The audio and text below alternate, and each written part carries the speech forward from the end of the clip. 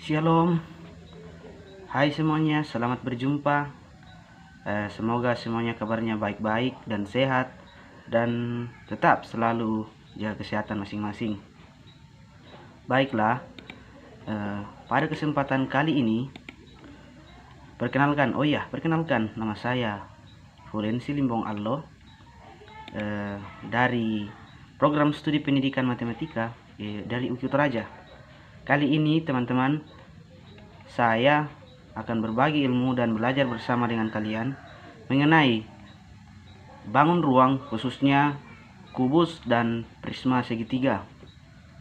Baiklah, untuk pendengaran yang lebih jelas atau supaya tidak ada gangguan, kalian bisa memakai headset atau semacamnya agar lebih mudah mendengarkan.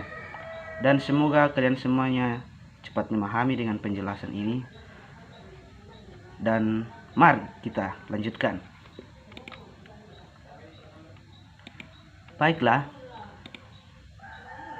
pertama-tama kita akan perkenalan apa itu bangun ruang sebelum kita pelajari lebih lanjut tentang kubus dan prisma segitiga itu, dan mengapa disebut bangun ruang, mengapa tidak bangun lain. Secara singkat penjelasannya seperti ini, teman-teman. Bangun ruang artinya bangun yang memiliki volume dan isi, dan memiliki 3 komponen penyusun. Artinya dia memiliki penyusun yang lain seperti ada sisi, rusuk, dan titik sudut. Ya, dalam bahasa orang yang sudah paham betul ya, sering juga mereka sebut bangun ruang juga sebut bangun 3 dimensi. Mungkin kalian sebelumnya sudah belajar tentang 3 dimensi dan 2 dimensi.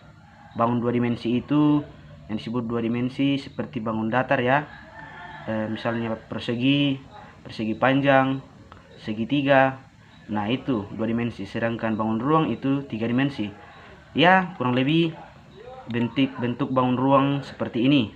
Dapat kalian lihat ada kubus, kemudian balok, bola, tabung, ada kerucut, prisma segi 5 segi 5, dan ini biasa perpaduan antara tabung silinder dan kerucut.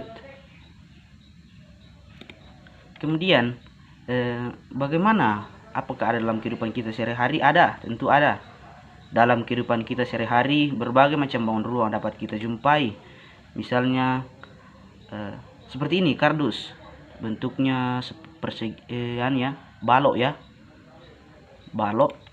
Kemudian ada lain lagi, ada tenda, ada dadu, rubik, bola, dan lain-lain.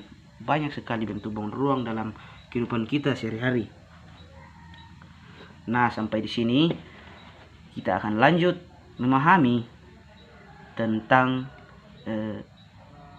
kubus, secara khusus kubus dan prisma segitiga.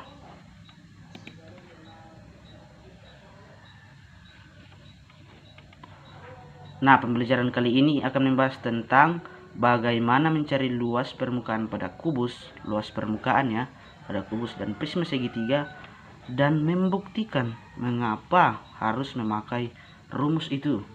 Kenapa tidak ada rumus yang lain? Mengapa itu membuktikan luas permukaan pada kubus dan prisma? Baik, kita akan lanjut. Kita mulai.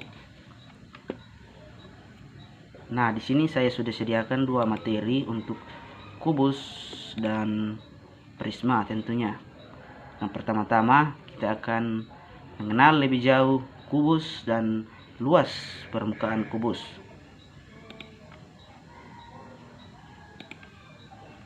Nah, kita sudah masuk ya. Jadi ini bentuk 3D ya, atau bentuk bergerak, bagaimana kubus itu. Dan mengenal kubus lebih jauh sebelum luas permukaan, kita harus mengenal pertama pengertian kubus itu sendiri.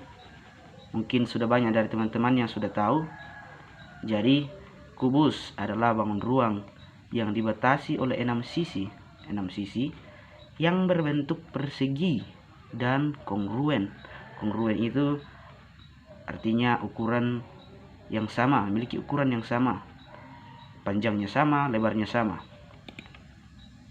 Seperti sudah kita ketahui, bentuk kubus seperti ini atau bentuk yang lainnya secara matematis seperti ini. Nah, ciri-ciri bangun ruang ini memiliki ciri-cirinya ya.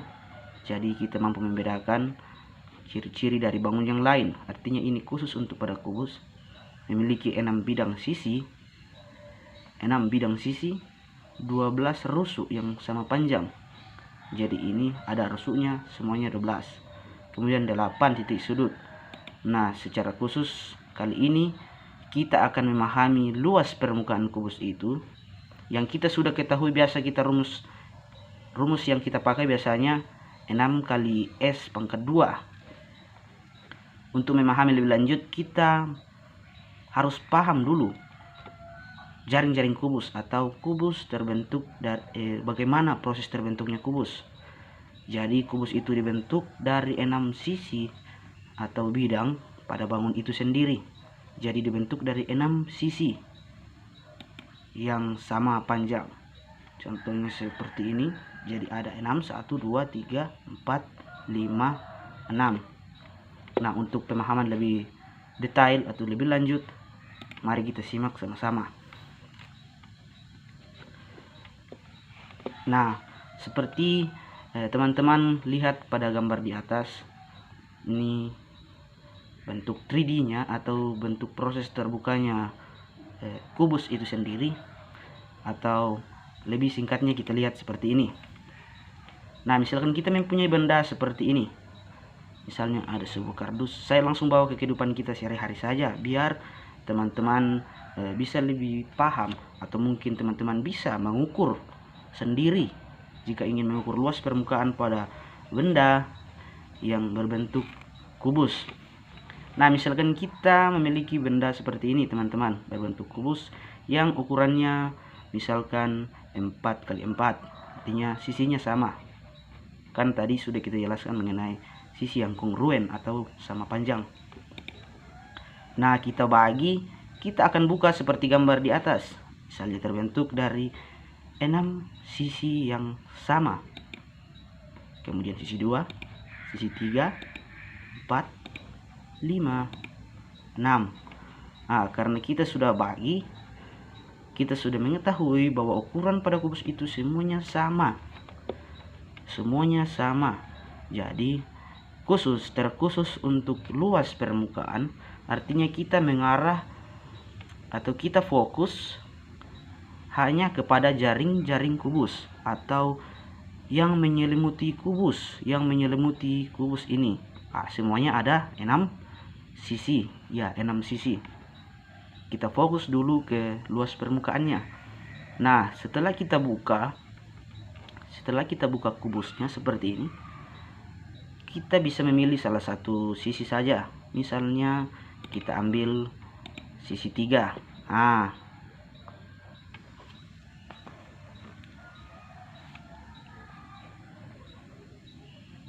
kita lanjutkan. Minta maaf tadi ada sedikit gangguan. Setelah kita ambil sisi 3 seperti ini, karena semuanya sisi sama panjang, kita pilih salah satu saja. Misalkan kita ambil sisi 3, atau teman-teman ambil sisi yang dimana saja, terserah. Di sisi 3 ini, atau kita lebih memahami saja daerah 3. Daerah 3 lah. Jadi semuanya ada 6 daerah ya. 6 daerah atau 6 sisi sembarangan, 6 sisi.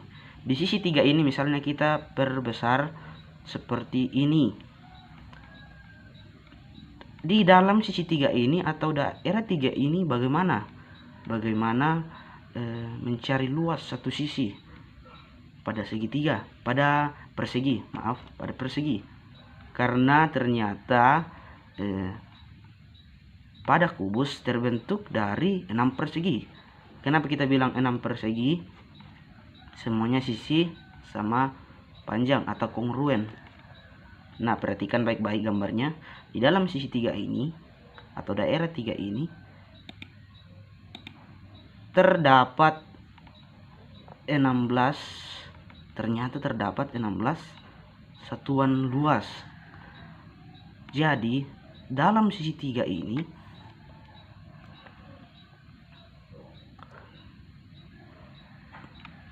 masih ada 16 bentuk lagi seperti persegi. Kenapa bilang masih ada 16? Kita bagi seperti sebelumnya.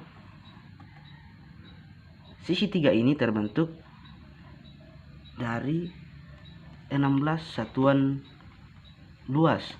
Kita pahami bahwa luas sisi 3 ini adalah banyaknya satuan luas yang terdapat di dalam sisi 3 tersebut.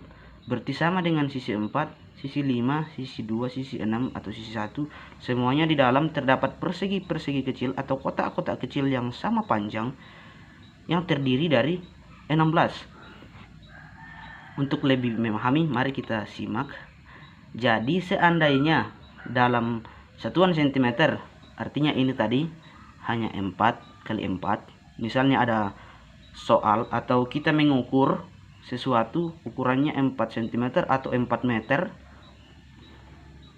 itu 16 tinggal dirubah ke dalam 16 cm pangkat 2. Artinya ternyata pada satu sisi di kubus, satu sisi pada kubus, misalnya yang ukuran 4 kali 4, ternyata satu sisinya berukuran 16 atau misalnya 4 cm, 4 cm,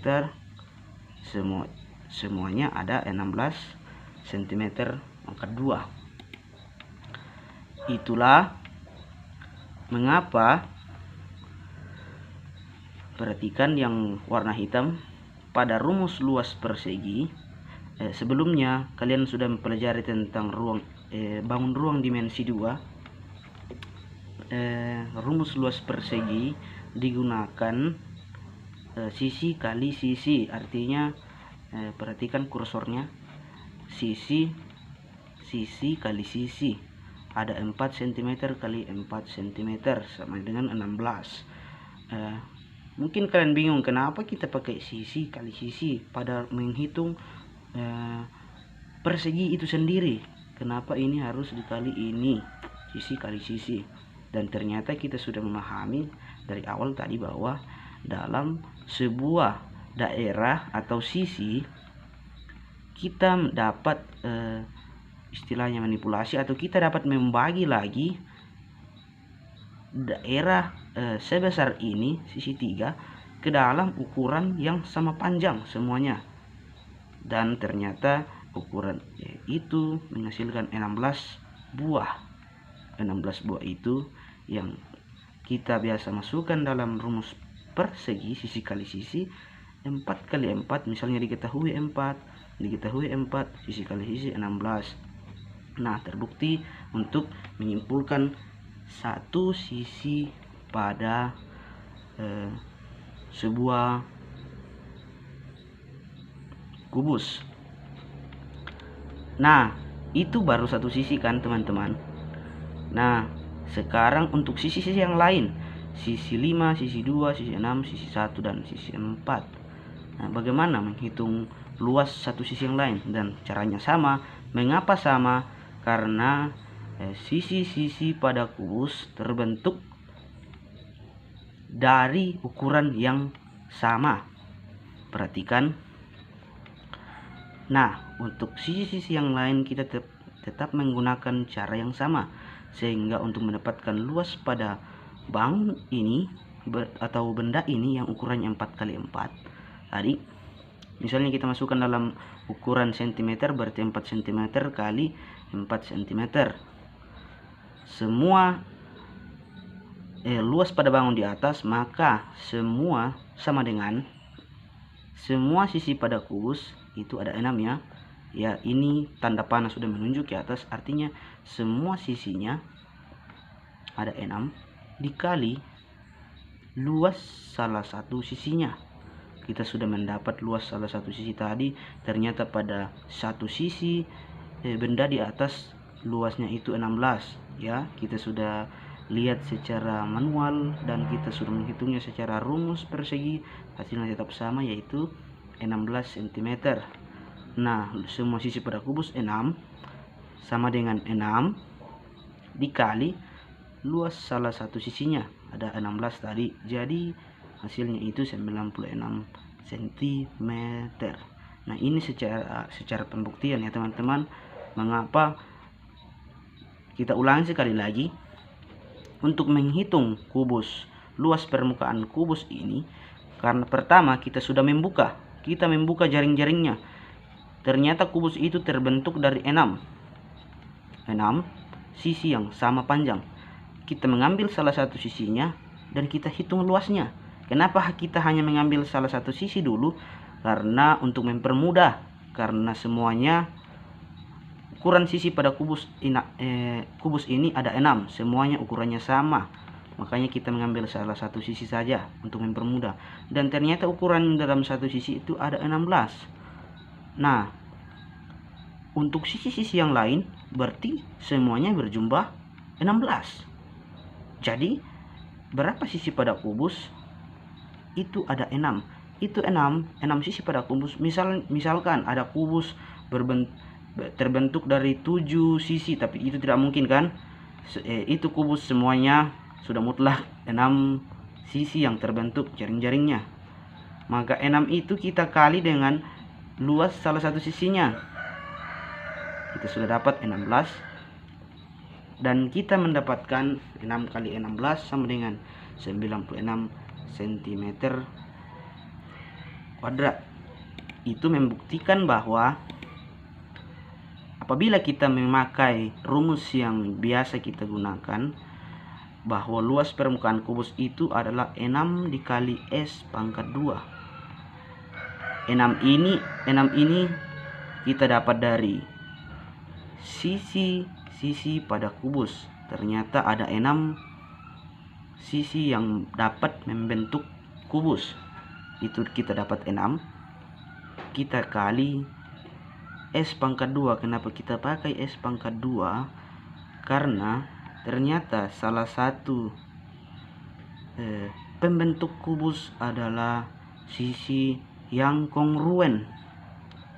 Artinya sisi yang sama panjang, semuanya sama panjang. Misalkan ini tadi kita ambil sisi 3. Ternyata cara mengukurnya yaitu dengan mengalihkan sisi kali sisi, atau kita dapat membagi ke dalam banyaknya satuan luas yang sama panjang, sehingga hasil yang kita dapatkan sama dengan pembuktian mengapa harus memakai rumus itu, yaitu 96 cm pangkat 2, terkhusus untuk bangun yang memiliki ukuran seperti ini. Nah, misalnya teman-teman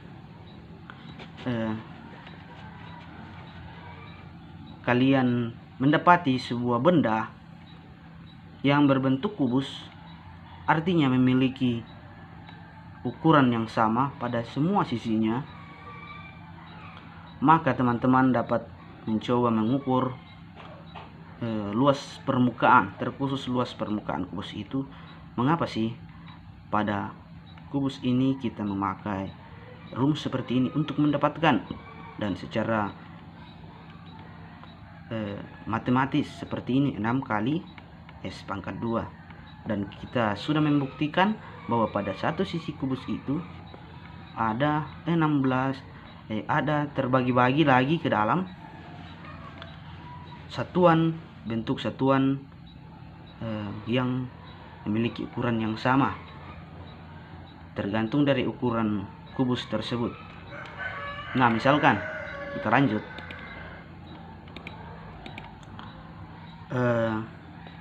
coba kalian berdiskusi atau pribadi juga bisa ya, kalian menghitung luas dari sebuah kubus jika bentuk kubusnya tidak memiliki penutup. Nah, kalian sudah bisa membayangkan ternyata kubus itu terbentuk dari 6 sisi yang sama panjang. Gimana kalau nantinya kubus itu tidak memiliki penutup? Misalkan seperti ini, kita memiliki bentuk yang sama, kita masukkan ke dalam satuan cm, ada 4 cm kali 4 cm dengan bentuk dan ukuran yang sama. Coba teman-teman menghitung luas bangun ini jika bangun ini tidak memiliki penutup. Jika teman-teman bisa menemukan, artinya teman-teman sudah memahami bagaimana konsep dari luas permukaan suatu benda, terutama untuk kubus. Jika kalian paham tentang kubus, maka kita akan lanjut ke benda atau bangun selanjutnya, dan saya rasa kalian akan lebih mudah memahami. Untuk mencari luas permukaan ini, kalian bisa kembali ke slide-slide sebelumnya, dan itu akan memudahkan teman-teman. Jika mungkin penjelasan saya kurang dipahami teman-teman, kalian bisa melihat sendiri, semuanya sudah saya beri keterangan mengapa demikian, dan teman-teman bisa menjawab soalan seperti ini. Nah, sekian dulu untuk kubus, pemahaman tentang luas permukaan kubus dan konsep tentang kubus itu sendiri.